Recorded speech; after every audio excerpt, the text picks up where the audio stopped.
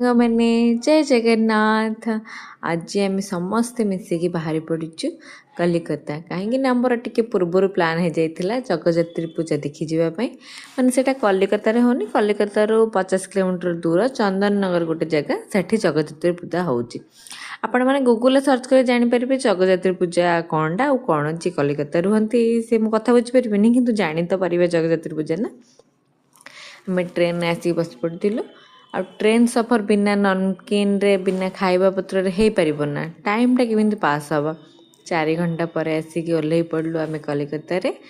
Kolkata weather से आम support नाला आम पहुँचु पहुँचु ही वर्षा छेचिला देखो तो वेदर केमी अच्छी पूरा मेघ ढांकी रखी वर्षा छेचिला आम भाभी नु कि आम आज राति बुली पारू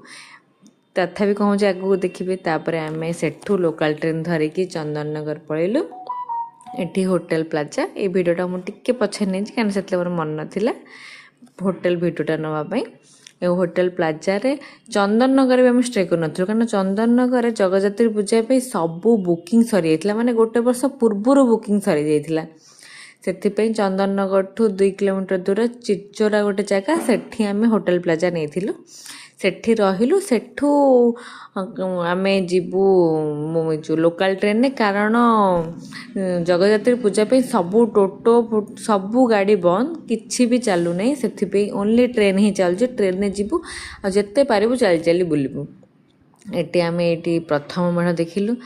देखिकी मनमुग्ध हो गला कारण आर वर्ष मु दुर्गा मेढ़ देखी दुर्गा मेढ़ बहुत सजासजी हुए जगजात्री पूजा बहुत सजासजी कर माँ को मूर्ति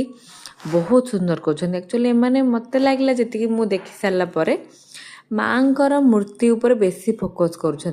केते सुंदर करें बाहर डेकोरेशन अपेक्षा माँ को मूर्ति बेसी फोकस कर माँ को बहुत अर्नामेंट्स पिंधुंट आ माँ को मूर्ति भी बहुत बड़ बड़ रखुच्च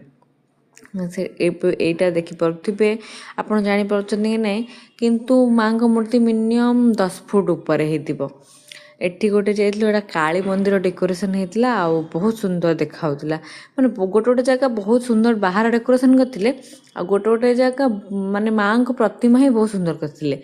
गोटे गोटे जगह नुह सब जगह माँ को प्रतिमा सुंदर करते गोटे गोटे जगह बेसिका भल देखा माँ को प्रतिमा।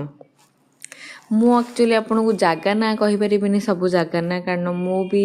एठिकी नुआ मु जगह ना भी मन रखनी एक्चुअली आपण मैंने जदि जीवे गोटे लोकल लोक कि गाइड नहीं कि गले